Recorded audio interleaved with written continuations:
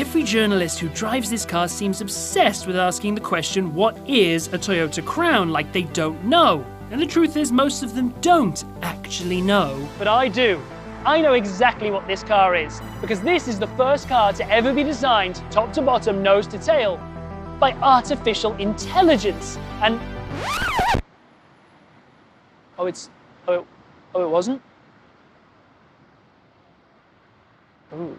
Here's the thing, back in the late 50s, Toyota put 3 guys and 2 first-generation Crowns on a boat with a plan to start selling Toyotas in the US. They docked here at the port of Los Angeles in August of 1957, and they had a plan to drive coast to coast, an endurance drive to show the Crown off in all its glory and convince the post-war American public that a Japanese car company could make a reputable car.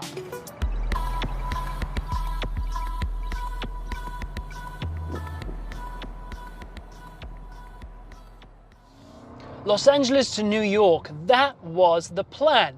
However, the Crown, which had a top speed of just 75 miles per hour, let's not forget, had never driven anywhere near that fast in its life.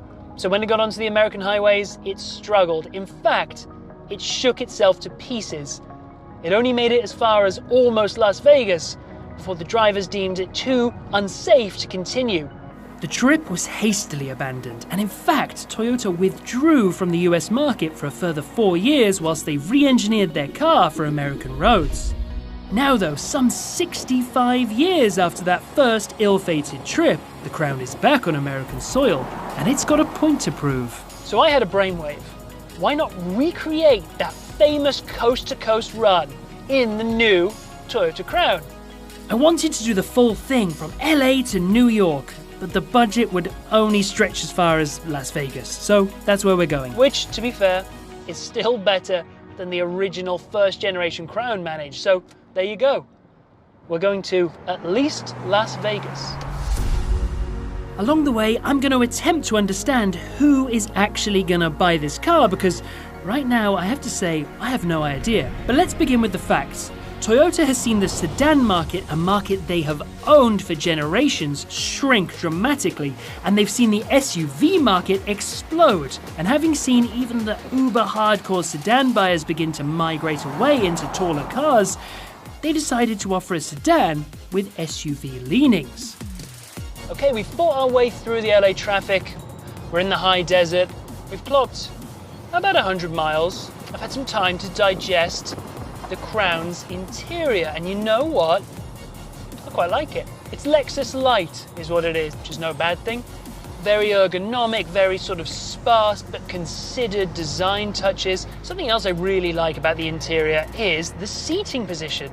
No matter how close to the rails you have this seat when you program it yourself, you're still sitting a little bit higher up than you think you're going to be, and it's really nice. We've got heated and ventilated front seats and a heated steering wheel, which, and this is a cool touch, can be controlled automatically. So just like with your air conditioning where you throw it in auto, it'll do the same with your heated and cooled seats and with your steering wheel, which I like.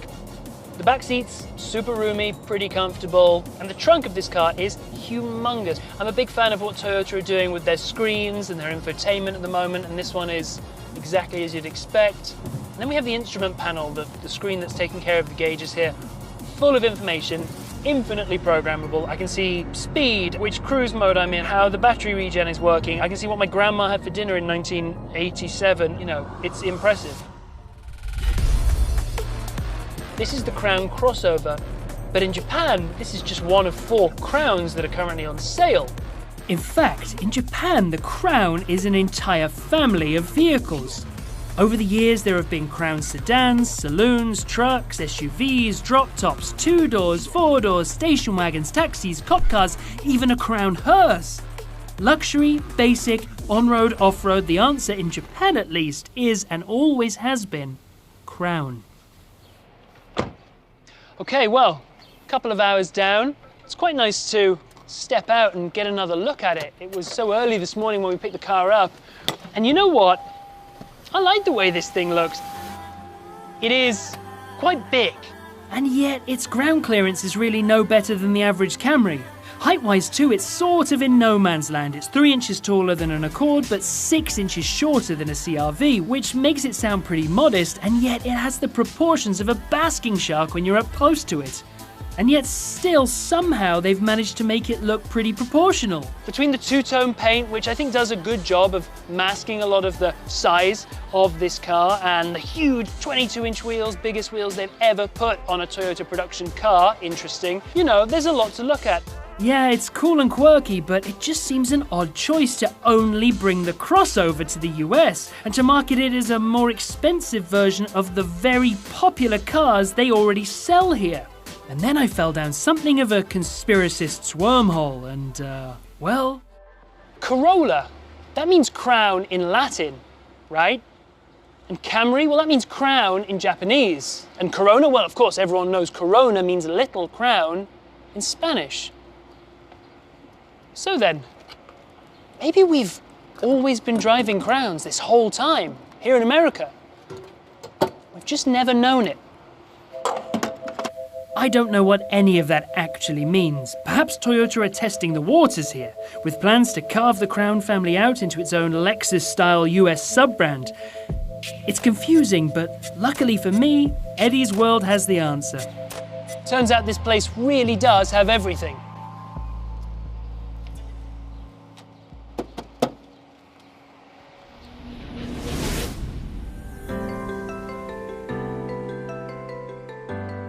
It's a very comfortable cruiser, power's there when I need it, and it is just so refreshing to be in a sedan. There should be more cars on the road that look like this.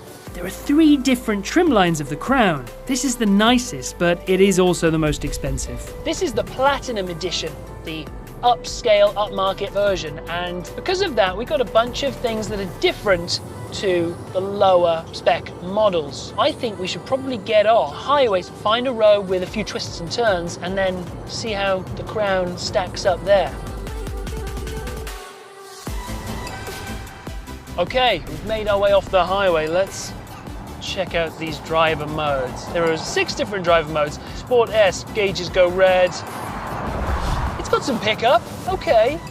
So this car, standard all-wheel drive, 6-speed automatic transmission, and the 2.4-litre turbocharged inline-4 with the hybrid. It's a decent package. I like the way it drives.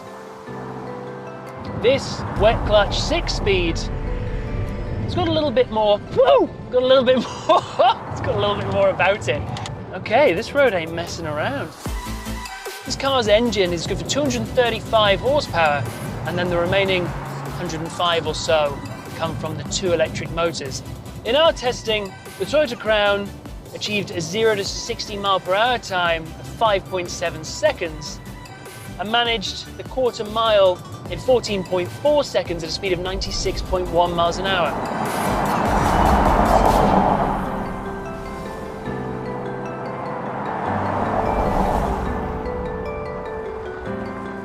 And hey, let's not forget this is an SUV. Well, a crossover. So theoretically, at least, it should be able to handle some moderate off-roading. Oh no? Nope. Oh, nope. Okay. Not today. Not happening. Welcome to Nevada. Wow. Cool, man. And I must say... Welcome to Nevada. Oh, thank you. Thank you, Toyota. So far, we've not experienced a single reliability issue. It's almost as though, in the 60 years since that ill-fated trip, Toyota has become some sort of byword for reliability.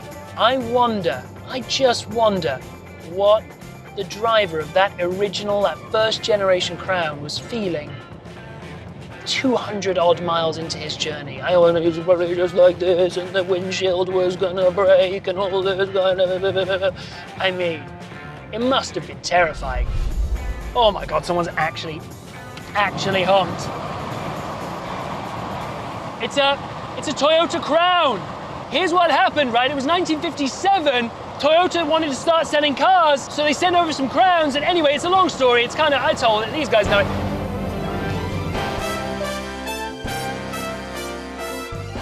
All right, Vegas. Welcome to Vegas, we made it. Oh my goodness me. What a nice trip. The Crown hoovered up the highway miles and got plenty of interest along the way. Most people just told me how weird it looks, but you know what? That's fine. This, after all, has been a PR run, and you know what they say? There's no such thing as bad press. I'm so happy that Toyota brought this car to market, and whilst it was a bit of a rogue decision to bring this kind of quasi-crossover sedan version of the Crown, I'm still happy that the Crown is here, and I'm happy that more sedans are going to be on our streets, even though, let's be honest, Toyota are probably going to sell about 8 of these. But you know what? That's fine by me, because those 8 guys are going to look after those Crowns fastidiously. They're going to service them in the dealerships, and they're never ever going to hit the red line. And in a few years' time, I'm going to buy one of those Crowns second-hand for a fraction of the MSRP. Result.